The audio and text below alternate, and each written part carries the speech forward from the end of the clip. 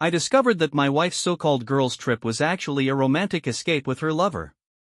They were taken aback when I showed up at the resort with divorce papers in hand. She had left home with a bright smile, claiming it would just be a getaway with her friends, but deep down, I already knew the truth. The plan was in motion, and nothing could prepare them for what I was about to do. I was grappling with one of the most devastating moments of my life, realizing that my marriage had been a facade for months. In my quest for understanding, I had immersed myself in literature about relationships, trying to pinpoint the signs of a marriage in distress. This constant reading heightened my awareness of subtle behavioral changes, ultimately leading me to uncover the reality of my situation. My wife was not the person I believed her to be, and I had been oblivious to it for years. I had always thought our relationship was unique, different from others, but now I see how naive I was.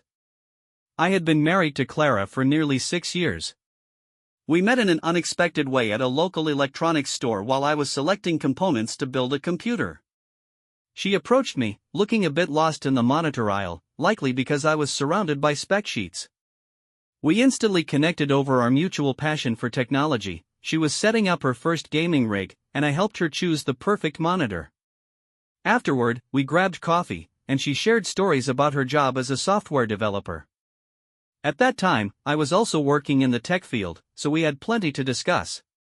Our relationship blossomed quickly. We dated for 3 years, during which we moved in together and adopted a cat. I proposed to Clara during a trip to Seattle for a gaming convention, and our wedding was everything we had hoped for, small and intimate, just the way we wanted. But now, as I reflect on those memories, it feels as though I was living in a dream where everything appeared perfect but was, in fact, an illusion. Clara has 2 close friends, Mia and Jenna, whom she has known since college. The 3 of them are inseparable, having weekly video calls, traveling together, and celebrating significant milestones as a trio. Over the years, I developed a friendly rapport with them. We weren't best friends, but we got along well at social gatherings, and occasionally, we would go out as couples. Since both Mia and Jenna are also married, they have always been present during important moments in our lives, such as our engagement party and housewarming celebration. The first sign of trouble emerged when I came home early from work one day and found Clara on a call with Mia and Jenna. She was in the home office, but as soon as I walked in, her demeanor shifted dramatically. It was unlike her usual relaxed conversations. She became awkward, speaking casually but in a forced manner. I attempted to lighten the mood with a joke about their discussion, but she brushed it off with a vague comment about weekend plans. The entire interaction felt off, especially since she had always been open about her conversations with her friends. I lingered near the office door after leaving, sensing something was amiss. I overheard her whispering, which was unusual since she typically was lively and loud with them. They were discussing a trip and frequently mentioned a man in their conversation. I was aware of the girls' trip to Cape Verde they had planned, but the way they spoke sounded suspicious. The secretive tone and the mention of a man didn't align with the plans she had shared with me. Clara had mentioned this trip a few weeks earlier, and it seemed normal, as they always tried to take a big trip once a year, like the weekend in Las Vegas last summer or the skiing trip to Colorado the year before. I had considered joining them since I had vacation days saved up, but Clara hesitated when I suggested it. She mentioned wanting to keep the tradition of a girls-only trip, and I didn't press the issue. Besides, my work schedule was packed with a server migration project. After she ended the call, her behavior shifted completely. She came to me while I was working, hugging me and being unusually affectionate. We had always been close, but this felt different, as if she were trying to compensate for something. It reminded me of how she acted after a challenging period we had experienced the previous year when she was spending a lot of time at work with a new project team. She would stay late at the office, and upon returning home, she was overly attentive, almost as if she felt guilty about something. In the past, I had checked her phone during times when things felt off, like during that project when she received messages at odd hours. At that time, I found nothing, but this felt different. We had always shared phone passwords, a practice that began out of necessity for emergency access and never changed throughout our 9 years together. Over time, you develop a sense when something isn't right, and emojis. This same Mia had been at our house just last weekend for dinner, acting completely normal, all while knowing my wife was planning a trip with another man. Both Jenna and Mia were actively encouraging this deception. Discovering that your wife is orchestrating a romantic getaway with someone else hits differently than merely suspecting an affair. The messages revealed they had booked adjoining rooms at a luxurious resort in Cape Verde, planned dinners at upscale restaurants, and even scheduled couples massages. Everything was laid out in their chat, complete with heart emojis and excited messages about spending time together. I couldn't bear to read anymore.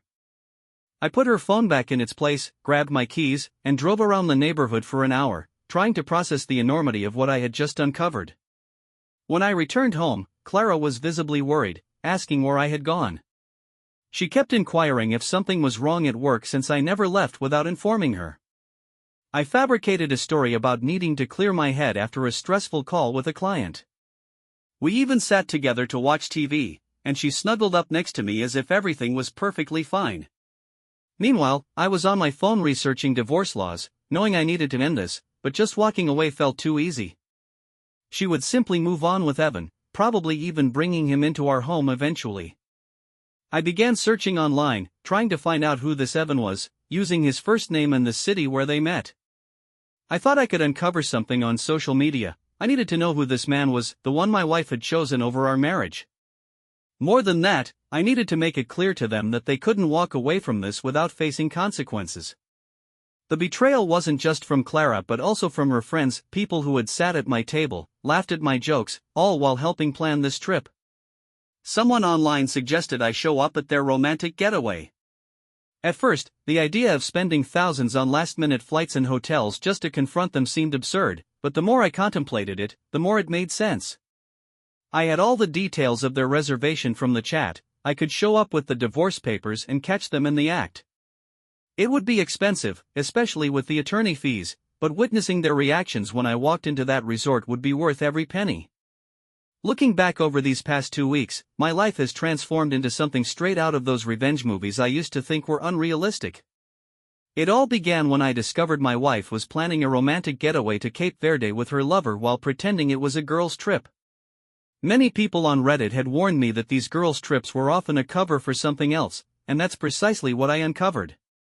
In my original post, I never imagined Clara would do this. We had even been discussing starting a family next year.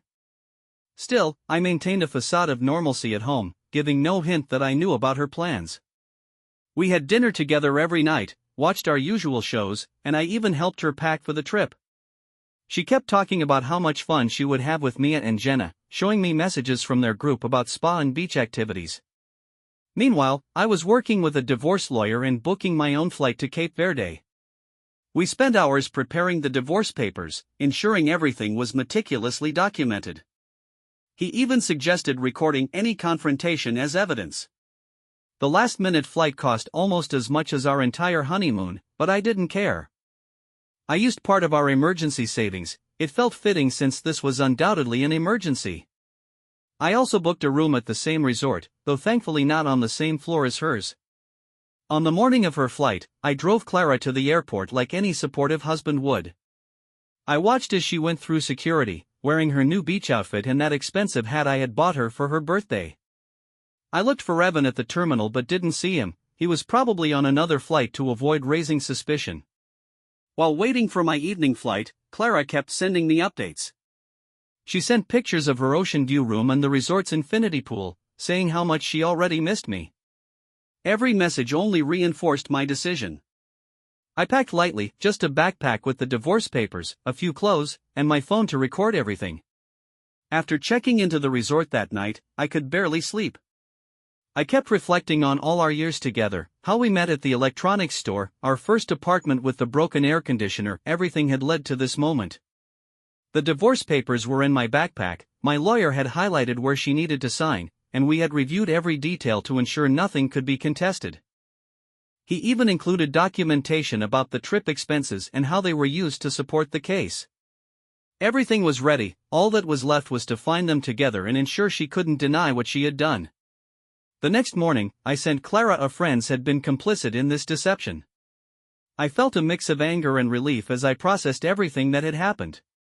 I had spent so long living in a lie, and now I was finally free from the weight of it all. When I saw Clara on that lounge chair, wearing that new blue bikini that was supposedly for her trip with her friends, I felt a surge of emotions. Beside her was Evan, casually rubbing sunscreen on her legs. They looked completely at ease together, as if they had done this many times before. I thought back to all the times she had claimed to be working late or out with friends, wondering if she had actually been with him. I started recording with my phone, tucking it into my shirt pocket. My lawyer had stressed the importance of gathering evidence if possible, and standing there behind them felt surreal. Evan glanced at me briefly but didn't seem concerned, probably assuming I was just another hotel guest.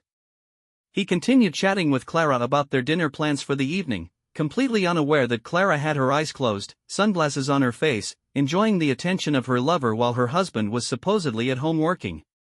It was infuriating. Finally, Evan looked at me again and, with an annoyed tone, asked if I needed something. That's when Clara noticed me. She sat up so quickly that she spilled her drink, rubbing her eyes as if she couldn't believe what she was seeing. Her reaction said it all. She never expected me to find out, much less show up there without a word. I pulled the manila envelope from my backpack and handed it to Clara. She took it, probably already guessing what was inside. We had just signed refinancing papers for the house last month, so she knew what legal documents looked like. Evan stood up, puffing out his chest as if he was ready to fight. I had seen guys like him at the gym, thinking they could intimidate anyone. He was slightly taller than me, and he placed a hand on my chest, trying to push me back, acting like he was in control, especially in front of Clara. She tried to push him back, probably remembering how I had put a drunk guy in his place weeks ago when he got aggressive with her. But Evan didn't back down. He kept his hand on my chest, telling me I needed to leave them alone. The whole situation was absurd, this guy telling me to leave while he was on a romantic trip with my wife. The next few seconds unfolded quickly. His push became more aggressive, and I reacted by shoving him hard. He stumbled over a lounge chair and fell straight into the pool. I couldn't help but laugh as I watched him flail in the water. Some people around us started recording with their phones, probably thinking it would make a great social media clip. Clara was panicking, saying the classic, "It's not what it looks like," which was ridiculous given that she was in a bikini with another man at a couple's resort. I asked about Mia and Jenna, knowing full well they were probably at work or home. She opened the envelope just enough to see the divorce papers and quickly closed it, as if that might make them disappear. The tears started immediately, but it wasn't the silent crying she did when her dad was sick, it was loud sobbing, drawing even more attention from the other guests. Evan climbed out of the pool, looking like a wet, furious cat. He clearly wanted to fight, but some men from a nearby cabana intervened. One of them mentioned that hotel security was on its way, which was my cue to leave. I turned and walked out of the pool area without looking back at the chaos I had caused. Clara tried to follow me, still holding the divorce papers, but stopped when I glared at her. Back in my room, I packed my bag quickly. The front desk staff seemed concerned when I checked out earlier than planned, probably already having heard about the pool incident. Still, they called a taxi for me. The whole ordeal lasted less than 30 minutes, I came and went like a hurricane. I spent 6 hours at the airport, sitting at an overpriced bar near my gate. The bartender kept refilling my coffee as I watched the video I had recorded over and over. There they were, in crystal clear quality, my wife with another man at a resort we couldn't afford on our combined income. The timestamp would be perfect for the divorce proceedings. The entire trip cost me almost $4,000 between the flight, hotel, and airport expenses, but seeing their faces and having that video as proof was worth every penny. That night back home, I turned off my phone and had the best sleep I'd had since discovering her messages. Clara showed up at our house 2 days later, still wearing beach clothes and looking like she hadn't slept. She started crying, saying she could explain everything, that Evan was just a friend from work and that nothing serious had happened. Friends knew about Evan and encouraged the relationship. Mia and Jenna, who were bridesmaids at our wedding, helped plan the romantic trip. Divorce was inevitable, there was no going back after such a massive level of deceit, especially after witnessing them together at the resort, acting like lovesick teenagers while Clara was supposedly working overtime to pay for the new roof on our house. My divorce lawyer was extremely professional and knew exactly how to handle everything. The resort video was solid evidence, clearly showing Clara with another man on a trip that was supposed to be just for her friends. We also had screenshots of their group chat discussing the plans and several suspicious bank transactions. The lawyer particularly highlighted a series of unexplained Uber rides to areas of the city where Clara had no reason to be, along with extravagant restaurant bills that were too high for one person. There was even a hotel reservation from 3 months ago when she claimed to be at a work conference. Reviewing our financial records felt like uncovering a secret life. We found expenses at luxury lingerie stores on days she said she was shopping for work clothes, coffee shop bills, and transactions in parts of the city near Evan's office. Each new discovery painted a clearer picture of her betrayal. The most incriminating evidence was a receipt from a jewelry store where she had bought him a watch for his birthday while telling me she was picking out a gift for her father. Every new revelation only reinforced that ending the marriage was the right decision. The final settlement was very favorable to me. Clara's lawyer initially demanded half of everything but quickly backed down when we presented all the evidence of her affair-related expenses. They agreed that I would keep the house and the car while she received 30% of our savings, much less than she would have normally gotten. The judge was not impressed with the fact that she had used joint funds to finance the affair, especially the trip to Cape Verde. I even got custody of our dog, Max, whom I hadn't mentioned before, but it was a huge relief since I was always the one walking him and taking him to the vet. Clara's family started calling as soon as they heard about the divorce. Her parents, who had treated me like a son for the past 9 years, were shocked when I told them everything. Her father, who always bragged about how I was the perfect match for his daughter, was completely silent on the phone. Her mother, who used to invite me to dinner every Sunday, kept asking if I was sure about what I had seen. I explained the incident in Cape Verde, showed them the video, and detailed all the lies their daughter had told.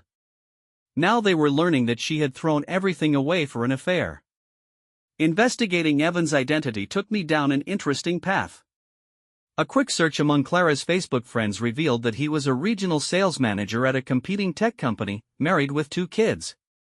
His profile was full of family photos, beach vacations, kids' baseball games, birthday dinners.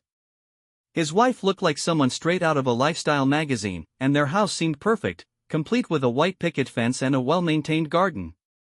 The whole setup screamed suburban happiness, but clearly, that wasn't enough for him. In a twisted way, it made sense that he and Clara found each other, 2 people willing to destroy their marriages for a bit of excitement. Contacting his wife was one of the hardest things I've ever done. I sent her a message explaining who I was, along with the video from Cape Verde and screenshots from Clara's group chat. At first, she accused me of trying to cause problems, saying I must have edited the video. She talked about their 15 years of marriage, their kids' college fund, and anniversary celebrations. But as she reviewed all the evidence, especially the dates that aligned with his business trips, everything started to make sense. Shock turned to anger, then to quiet determination. A week later, she replied, thanking me for showing her the truth about her marriage. She had already hired a divorce lawyer and moved into her sister's house. The fallout from all this has been intense but satisfying. Both marriages ended because 2 people couldn't remain faithful. The video of Evan falling into the pool somehow made its way to various social media platforms. I can neither confirm nor deny my involvement in that. HR at his company probably wasn't thrilled to see their regional sales manager pushed into a resort pool by an angry husband. I've heard from mutual friends that he relocated to another state after everything fell apart. As for Clara, she's staying at her sister's house while searching for an apartment, probably regretting how a few months of excitement cost her a stable marriage, our dream home, and most of her savings. The lesson here is simple: if you can't be faithful, don't get married. The truth always comes out in the end. What an intense story, right?